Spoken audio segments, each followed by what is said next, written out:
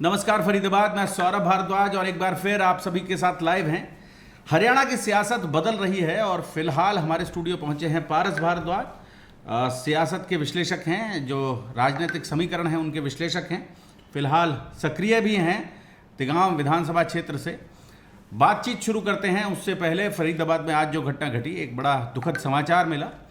फरीदाबाद के नेता, भारतीय जनता पार्टी के वरिष्ठ नेता सुरेंद्र तेवतिया का आज निधन हो गया और उनको भी व्यू ऑफ मीडिया परिवार की ओर से हार्दिक श्रद्धांजलि।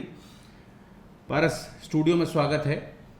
धन्यवाद जी। और हरियाणा की राजनीति लगातार बदल रही है।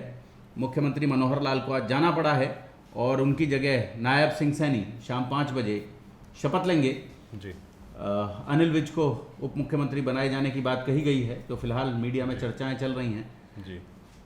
क्या लग रहा है, क्यों बदला ये हरियाणा का हालात? सबसे पहले तो ये सौरभ जी, सबसे पहले तो मैं आदरणीय बड़े भाई श्री सुरेंद्र तेवतिया जी के आकस्मिक निधन पर मैं श्रद्धांजलि अर्पित करता हूं और ईश्वर उनको अपने श्री चरणों में स्थान दें। जो राजनीतिक हलचल, जो बड़ी राजनीतिक हलचल जिसकी हम बात कर रहे हैं, ये राजनीतिक हलचल कोई ऐसा नहीं है कि ये कोई एक रात का या 24 घंटे का उलटफेर है। इसकी पटकथा तो जब ये गठबंधन हुआ था तभी लिखी जा चुकी थी। हम बार बार ये कहते हैं कि भारतीय जनता पार्टी का अगर हम एक पॉलिटिकल बिहेवियर देखें, political behaviour of BJP towards the local parties, towards the localised जो हमारी जो क्षेत्रीय दल हैं, अगर हम उनकी बात करें तो हमेशा से ही क्या है कि इनका साथ तो जरूर लेती है बीजेपी, पहले से भी लेती रही, लेकिन ये बरगद की तरह काम करती है कि उनको पनपने नहीं देती कभी भी पार्टी। तो या तो उन छोटी पार्टीज़ का इसी बीजेपी में विलय हो जाता है, या फिर ये उनको यूज़ एंड थ्रो वाली एक अपनी जो पॉलिसी है उसके तहत इनका जब तक इस्तेमाल किया तब तक इस्तेमाल कर लिया, उसके बाद इनको बाहर करने का काम करती है। जेजेपी को बाहर करने को हम एक और दूसरे तरीके से देख सकते हैं, वो भी क्योंकि इस समय इस क्रूशियल टाइम पर जहाँ पर लोकसभा के चुनाव की तैयारी चल रही है, बीजेपी एक एक सीट के ऊपर मैन टू मैन मार्किंग कर रही है कि कहाँ पर किस तरह का जाति का समीकरण है, किस तरह के कैंडिडेट को लड़वाया जाना चाहिए, कौन कहाँ से कैसे जीतेगा। उसमें एक एक चीज़ के ऊपर बड़ा बारीकी से एनालिसिस करके टिकट के बंटवारे का काम कर रही है। तो वहाँ पर ऐसे समय पर जेजेपी को अपने साथ से हटा देना, मैं मानता हूँ कि इसके कहीं ना कहीं कुछ और डीप पॉलिटिकल मीनिंग्स भी हैं। डीप पॉलिटिकल मीनिंग्स क्या हो सकते हैं कि हरियाणा के अंदर जो राजनीति की धुरी है वो जाट समाज है, क्योंकि लगभग मान लीजिए 22-23-24% के करीब यहाँ पर जाट पॉपुलेशन हरियाणा के अंदर है। और बीजेपी हमेशा ये कोशिश करती है, या कोई भी पार्टी जिसको कि नॉन जाट पॉलिटिक्स करनी है, क्योंकि यहाँ तो जाट नॉन जाट पॉलिटिक्स के ऊपर पूरे हरियाणा की राजनीतिक पटकथा लिखी जाती है, तो जब भी उनको ऐसा कुछ काम करना है तो ये करना है कि भाई जाट वोट कंसोलिडेट ना हो पाए, उसको फ्रेगमेंट किया जाए, उसको इतना ज़्यादा तोड़ दिया जाए जाट वोटों को, फ्रैक्चर कर दिया जाए, उसको फ्रैक्चर कर दिया जाए, ताकि वो कहीं एक नेता उभर कर ऐसा ना हो कि 23-24% जो जाट वोटर्स हैं वो चले जाएं और बाकी जो अन्य जो वोटर्स हैं, जैसे कि मान लीजिए दलित समाज है या फिर मुस्लिम समाज है या फिर ब्राह्मण समाज है, वो उनके साथ मिलकर कहीं 50-55% वोट शेयर के ऊपर कोई एक पॉलिटिकल पार्टी काबिज ना हो जाए। इसी वजह से जाट वोट्स को फ्रेगमेंट किया जाए।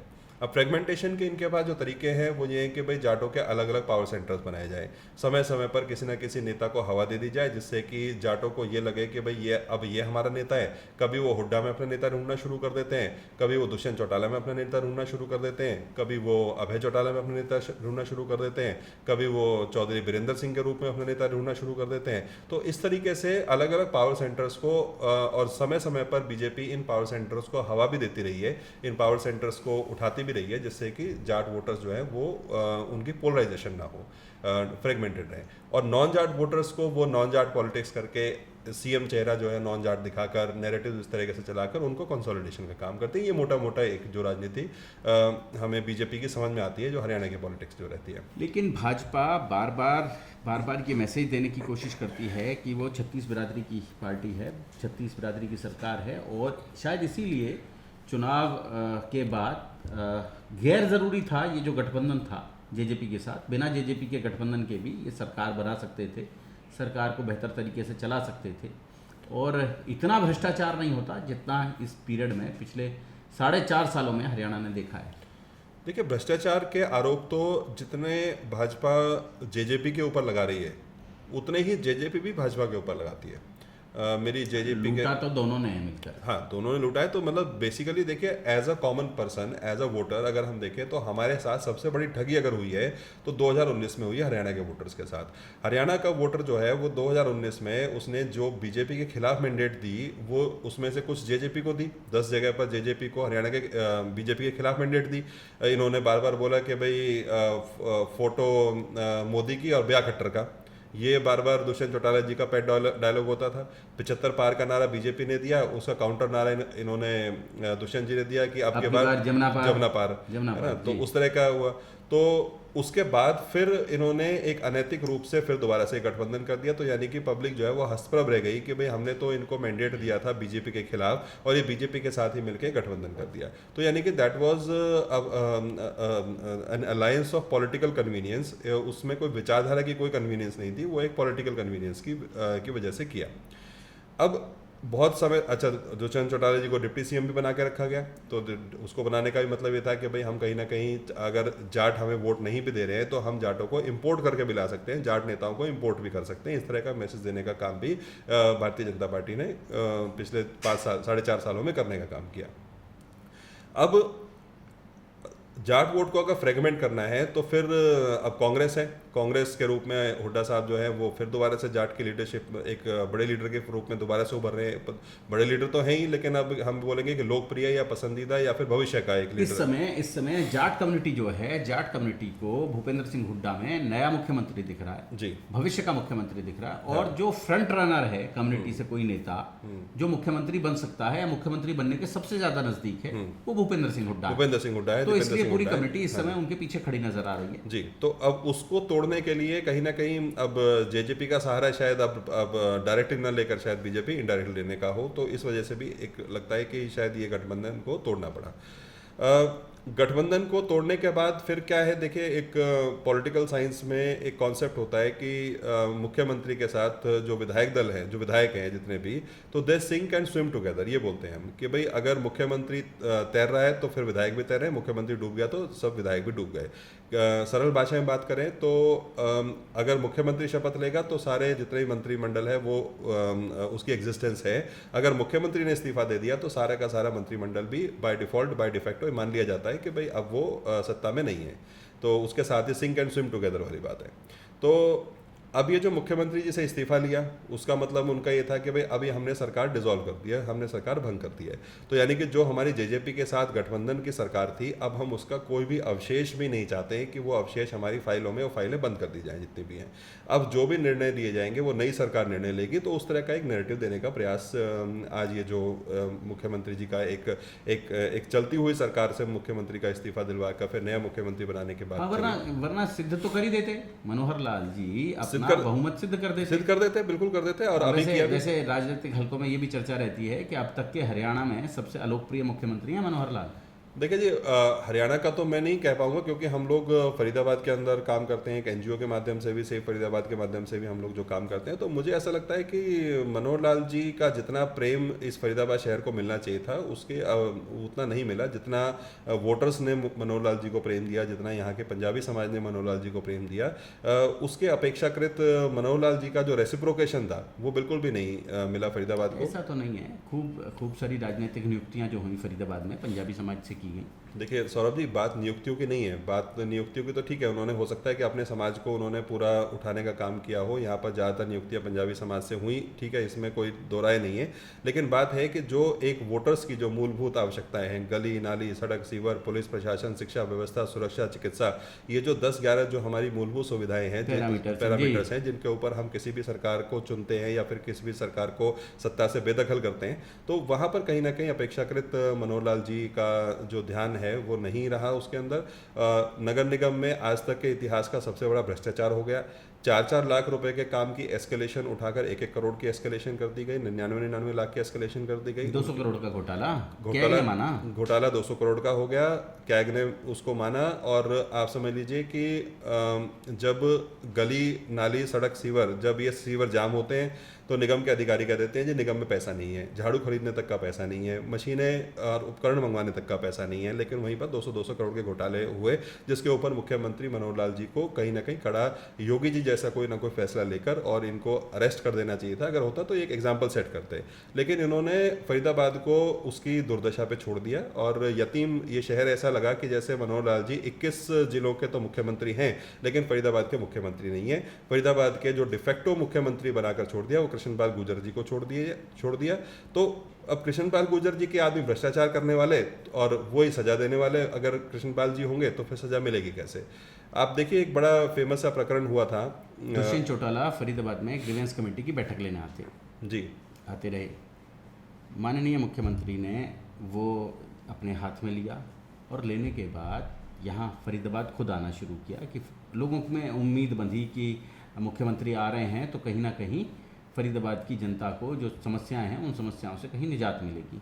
लेकिन उसके बाद भी जब मुख्यमंत्री ने ये बोला कि विधायक गण इसमें अपनी समस्याएं नहीं रख पाएंगे, ग्रीवेंस कमेटी की बैठक में अपनी बात नहीं रख पाएंगे, तो कहीं ना कहीं नीरज शर्मा का बयान भी आया था कि विधायक क्या वहाँ केवल काजू और बादाम खाने के लिए जाते हैं।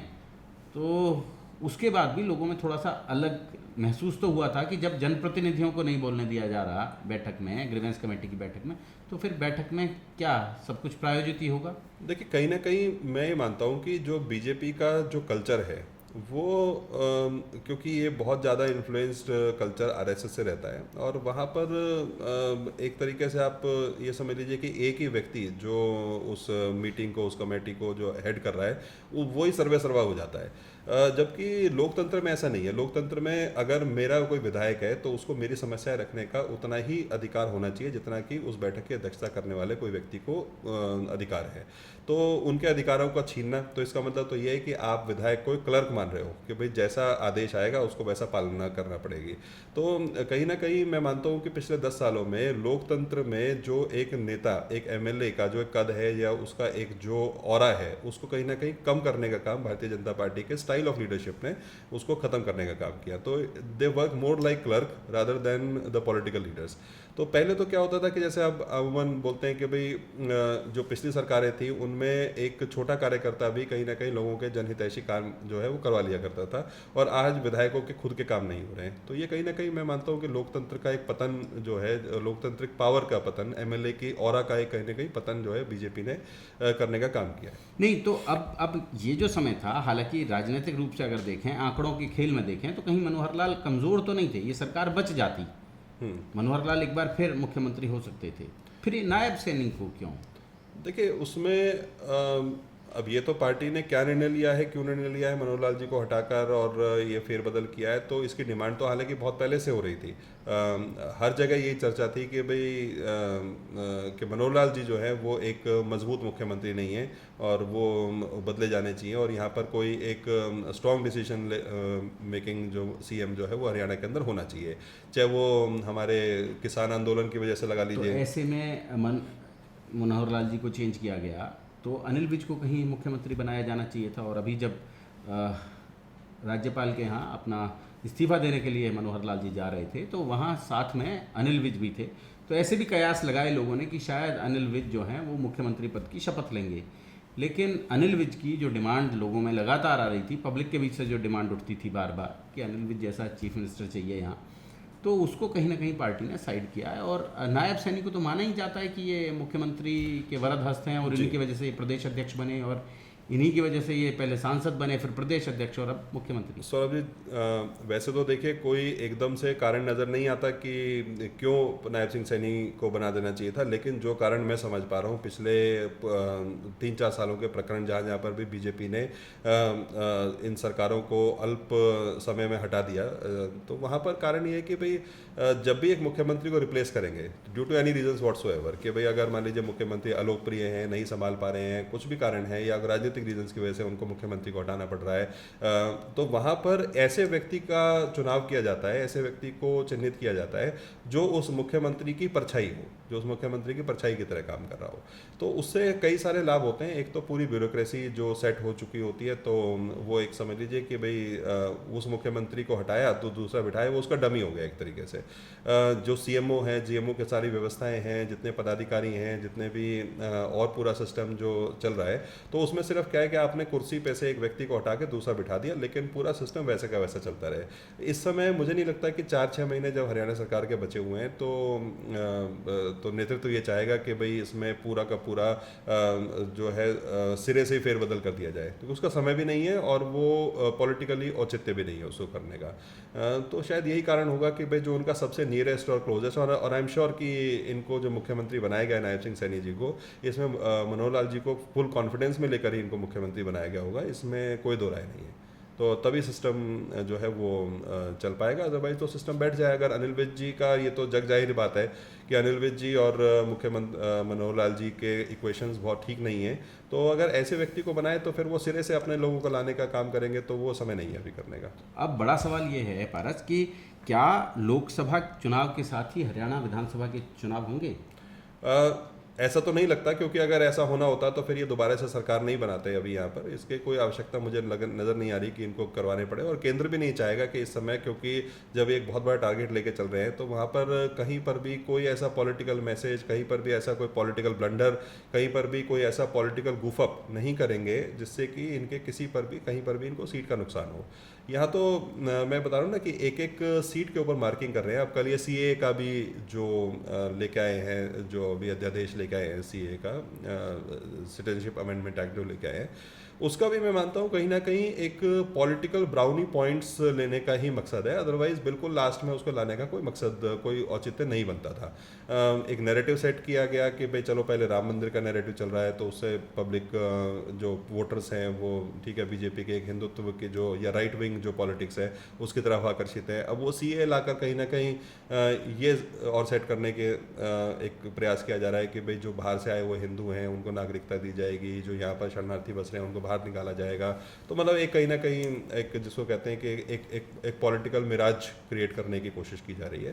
तो वो कुल मिलाकर ये कि अभी ये सत्ता बदल दी गई है, जो मनोहर लाल जी के खिलाफ जो एक जनाक्रोश का भाव था पूरे हरियाणा में जी, जो उनकी अलोकप्रियता लगातार बढ़ रही थी, उस पर इस JJP प्रकरण के बहाने उस पर भी पानी डालकर उसको भी ठंडा कर दिया, उसको ठंडा करने की कोशिश की गई है, नए क्योंकि चेहरे लाकर बार बार ये बात करी जा रही थी कि अगर मनोहर लाल जी के नेतृत्व में तीसरी बार सरकार, अगर ये चुनाव लड़ा जाएगा, कल प्रधानमंत्री कह गए मेरे साथ दरी पर सोते थे मनोहर लाल जी।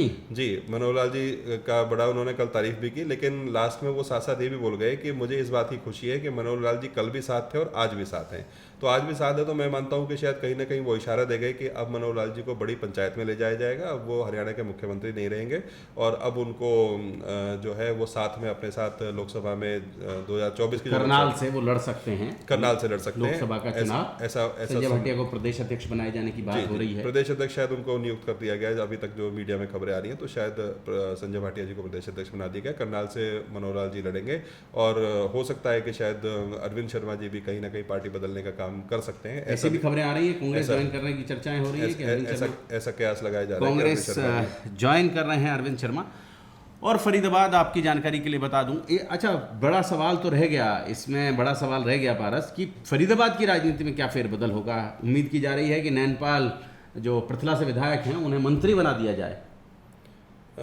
देखिए, हो सकता है कि नैनपाल कहीं ना कहीं इनको जो निर्दलीय विधायक है उनको बांधने के लिए कुछ ना कुछ इनको मंत्रालय देकर या कैसे न कैसे, हालांकि उनको पहले भी चेयरमैन बना रखा है, शायद हो सकता है कि अब जैसे इन्होंने OBC समाज को ज़्यादा आगे बढ़ाने के लिए, जैसे भाई सैनी समाज से इन्होंने मुख्यमंत्री बनाया, तो एक मैसेज देना चाहते हैं कि भाई हम OBC की पॉलिटिक्स कर रहे हैं यहाँ पर हरियाणा के अंदर। जो राजनीतिक धुरी है वो OBC समाज रहेगा, जाट नहीं रहेंगे, मतलब ये मैसेज देने का प्रयास किया गया है। तो शायद अब डिप्टी CM ये भी सुनने में आ रहा है कि 2 डिप्टी CM बना दे, तो हो सकता है कि उसमें से एक डिप्टी CM ये वैश्य समाज से लेके आए, और एक डिप्टी CM जो है, क्योंकि पंजाबी कम्युनिटी को इन्होंने प्रदेश अध्यक्ष के रूप में एडजस्ट कर दिया, which is next to CM only. पर अनिल विज को तो बना ही रहे हैं शायद, अब हो सकता है कि मतलब ये अनिल विज को बनाए, ये तो अभी जैसे पता चलेगा फिर उसका विश्लेषण करेंगे कि क्या किस सोच से बनाया होगा। लेकिन मुझे लगता है कि कहीं ना कहीं ये जो इस्तीफा दिलवाकर और ये सब किया है, ये JJP को ये अब आप समझ लीजिए, JJP के सुनने में आ रहा है कि 8 विधायक जो हैं वो BJP ज्वाइन कर रहे हैं। हाँ, दो ही लोग रह गए हैं वहाँ, दुष्यंत चौटाला रह गए और नैना चौटाला। अब ये ज्वाइन करने से क्या है कि इस समय, क्योंकि जब सरकार के 6 महीने के करीब बचे हैं, तो एंटी डिफेक्शन लॉ जिससे घबराकर आदमी या जिसकी वजह से जो है वो अपनी पार्टी छोड़कर दूसरी पार्टी में शामिल नहीं होता, नहीं तो उसको विधायकी छोड़नी पड़ती है, तो वो भी अब लागू नहीं होगा, क्योंकि 2/3 चाहिए होता है उसके अंदर। अगर आप 2/3 मेजोरिटी से अगर कुछ नंबर ऑफ जो MLAs हैं वो किसी पार्टी को छोड़ते हैं तो फिर एंटी डिफेक्शन लॉ लागू नहीं होता उनके ऊपर, ये रूल है जी। अब 2/3 की अगर बात करें तो इनको 7 विधायक चाहिए, और अगर 8 विधायक आ रहे हैं जैसे कि सुनने में आ रहा है तो एंटी डिफेक्शन लॉ लागू नहीं होगा। अगर मान लो नहीं भी आ रहे हैं 7 विधायक, 8 विधायक नहीं भी आ रहे हैं, अगर मान लीजिए 3-4 विधायक भी जेजेपी के तोड़ने में कामयाब हो जाते हैं ये लोग, तो भी भाई उसकी ये पॉलिटिकल जगलरी है। पॉलिटिकल जगलरी कैसे है कि अब जो उसकी शिकायत किसको करेंगे, स्पीकर को शिकायत करेंगे, और स्पीकर उसकी शिकायत के ऊपर कार्रवाई करने में ही कम से कम 6 महीने लगा देंगे। ठीक है, तो 6 महीने बाद वो ये एंटी डिफेक्शन लॉ तब ज़्यादा कारगर होती है जो लंबा समय होता है। अब सरकार में लंबा समय है नहीं, तो अब ये पहले तो 15 दिन के अंदर तो जेजेपी नोटिस देगी जी हमारे इतने विधायक तोड़ लिए बीजेपी ने। 15 दिन के बाद फिर वो उसके ऊपर जो स्पीकर 30 दिन का टाइम लेगा जवाब देने के लिए, तो 1.5 महीना ऐसे वो निकल जाएगा। उसके बाद फिर उसकी सुनवाई होगी, फिर दोबारा से 30 दिन का समय दिया जाएगा उन विधायकों को अपना एक्सप्लेनेशन देने के लिए कि भाई क्या कारण था क्या नहीं था। तो 2.5-3 महीने का प्रोसेस तो ऐसे ही खत्म हो जाएगा, और उसके बाद भी हो सकता है कि स्पीकर के हाथ में ही रहता है कि वो कितना समय ले सकता है इसको करने के लिए, इसमें डिसीजन देने के लिए। अगर डिसीजन वो इनके अगेंस्ट भी देता है तो भी ऐसा नहीं है कि वो इनको अगला चुनाव लड़ने से इनको रोक नहीं पाएंगे, क्योंकि एंटी डिफेक्शन का वो पेंडिंग छोड़ देंगे तब तक चुनाव हो जाएंगे। तो ये तो आप समझ लीजिए कि जो कॉन्स्टिट्यूशन है, जो हिंदुस्तान का जो संविधान है, कहीं ना कहीं उसके लूप होल्स को तोड़कर मरोड़कर सरकार को फ़ायदा पहुंचाने का काम कर रहे हैं। That is the only reason कि ये अब इस समय सरकार नहीं बनाने से बीजेपी के तो समझ लीजिए कि जो कहते हैं 5 उंगलियां घी में, इनके तो 10 उंगलियां और इवन पैर की उंगलियां भी घी में आ जाती हैं इससे, क्योंकि जेजेपी के विधायक भी टूट कर आ गए और सरकार भी बन गई, और जो लेखा जोखा इनका था जेजेपी के साथ, जो लेखा जोखा था, जो फाइलें चल रही थी, तो उनको भी क्लोज कर देंगे, कह देंगे कि ये तो हमारी पिछली सरकारों के काम थे, अब नई सरकार में नई सिरे से फाइलें बनेंगे, नए सिरे से काम होंगे। तो जो काम पिछली सरकार में पेंडिंग रह गए थे वो इस सरकार में वो अपने हिसाब से पूरा करेंगे, ना कि अब इनके ऊपर कोई लायबिलिटी नहीं रहेगी, किसी भी तरीके लायबिलिटी नहीं रहेगी। तो फरीदाबाद जोड़ेंगे आपको शहर की ऐसी ही और महत्वपूर्ण खबरों के साथ, ऐसी ही और महत्वपूर्ण चुनाव चर्चाओं के साथ। बहुत बहुत धन्यवाद। धन्यवाद।